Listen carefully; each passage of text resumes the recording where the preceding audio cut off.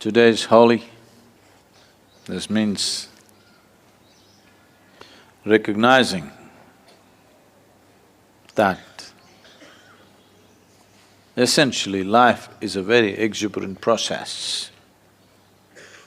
But because of human inexperience of how to deal with their cerebral capabilities, the most fundamental two faculties of memory and imagination, people remember everything that they should not, and they forget everything that they should. And they imagine all kinds of things that they should not, and they cannot imagine something that will make their life beautiful.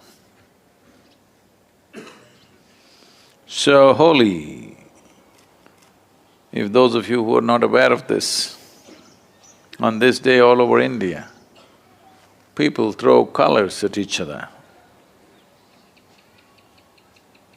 They drench themselves in color. This is a day people are head to toe in all kinds of color to symbolize that the essence of life is exuberance. And the reason why it's become so serious is because we remember things that we should not, and we imagine things that we should not. So Holi also means burning up all unnecessary things in our life. On this day, people bring out all old clothes and neighborhood children's toys. That's enterprise. All kinds of things that they don't need, they pile it up on the street and burn it.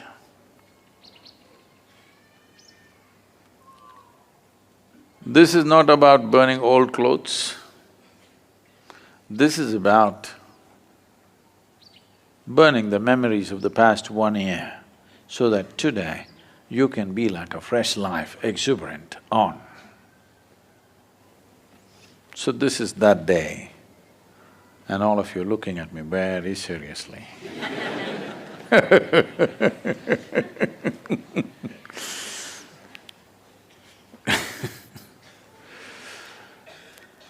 This is a time in India,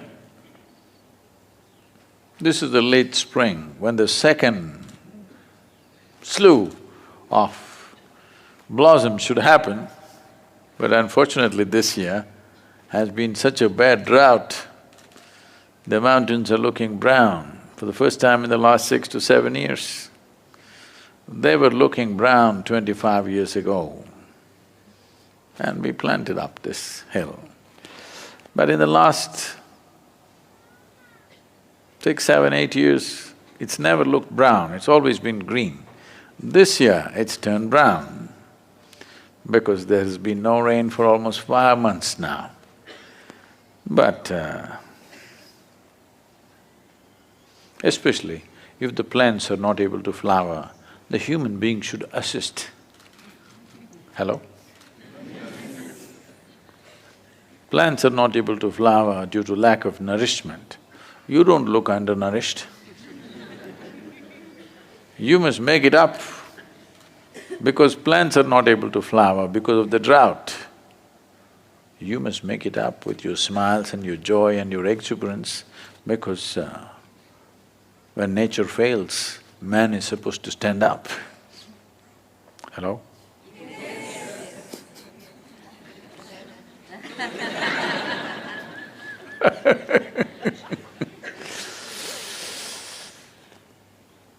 The problem with a whole lot of people is they're constantly giving themselves a lecture. A lecture.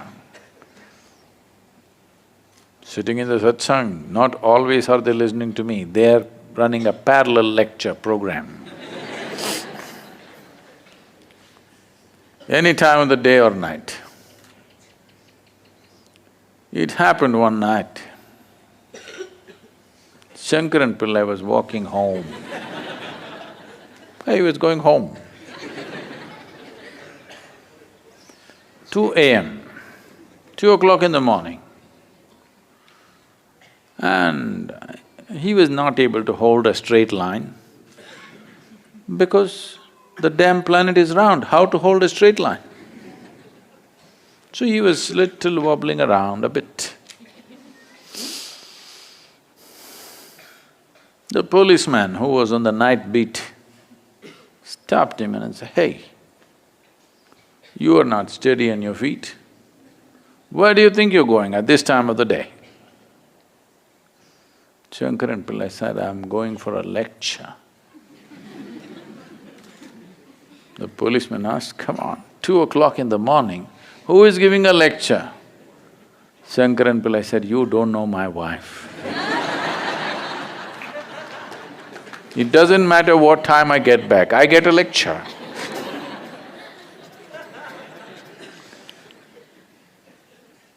And many of you don't have a wife or a husband, but you are on a lecture tour all the time.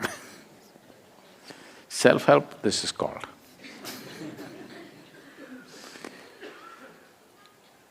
Just to stop this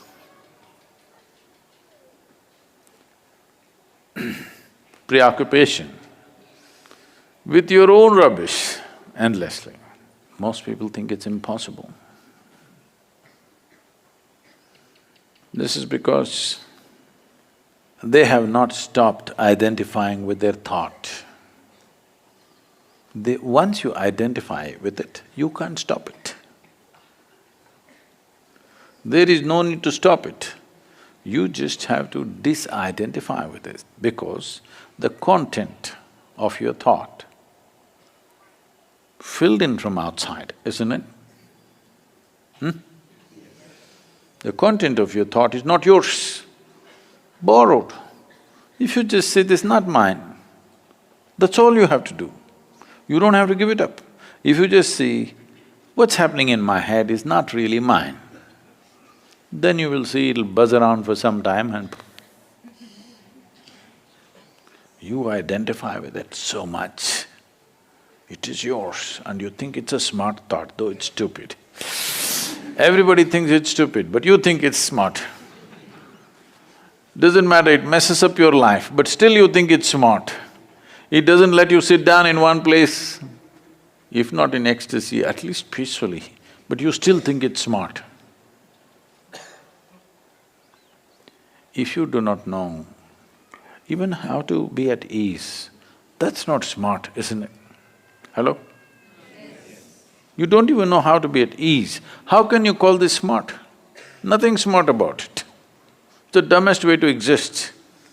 But because you are so invested in it, you can't drop it. Today is Holi. Time to burn up the old. And especially because spring is not manifest due to lack of rains, you must. I'm going to watch you for next 3 days in the ashram premises. I want to see how you are. Different levels of aliveness, isn't it?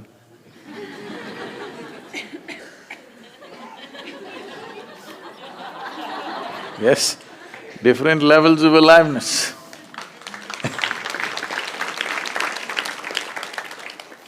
Springtime, Holi, we want you to sit with maximum aliveness. Hello? Yes! I didn't say it have to be noisy. Maximum aliveness.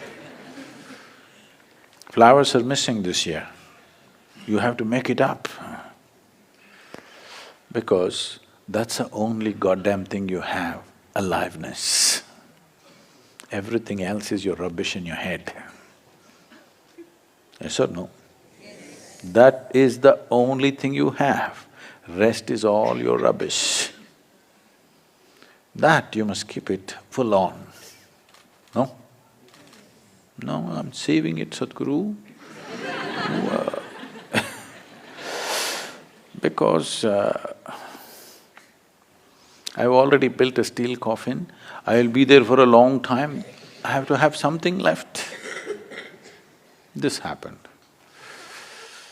This really happened.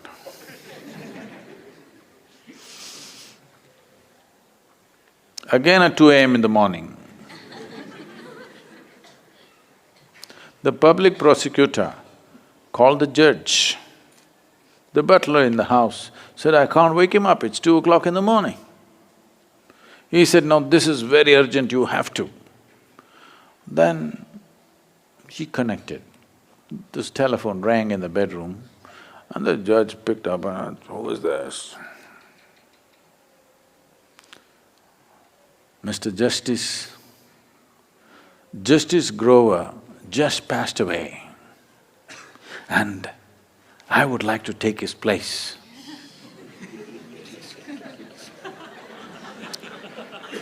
So the judge said, "Well, I got no objection if the undertaker doesn't mind."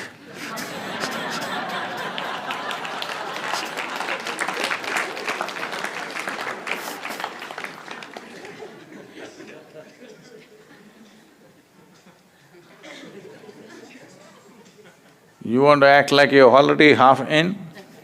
Hello? No flowers in the garden. You should make it up. I'm going to watch you for next 3 days, how spring blossoms, okay?